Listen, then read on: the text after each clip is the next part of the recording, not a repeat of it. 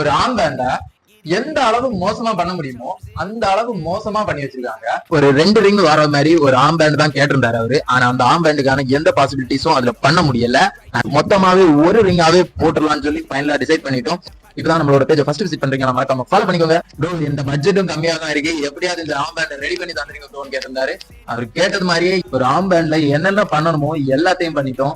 எனக்கே இந்த ஒர்க் எடுத்து பண்ணும்போது ரொம்ப டென்ஷனா இருந்துச்சு. சென்டர்ல ஒரு ஈகிள் கொடுத்திருந்தாங்க, அதுவும் ரொம்ப மோசமா தான் கொடுத்திருந்தாங்க. அந்த ஈகிளையும் எங்களால முடிஞ்ச அளவு ரெடி பண்ணி ஓவராலா ஒரு ரிசல்ட் கொடுத்திருந்தோம். ஃபைனலா நாங்க கொடுத்த ரிசல்ட் பார்த்து அவருமே சர்ப்ரைஸ் ஆகி, ஓகே ப்ரோ நம்ம நெக்ஸ்ட் செஷன்ல இன்னொரு ரிங் கூட பக்கத்துல சின்னதா போட்டு கம்ப்ளீட்டான ஒரு ஆம்பேண்டாவே பண்ணிடலாம் அப்படின்னு சொன்னாரு.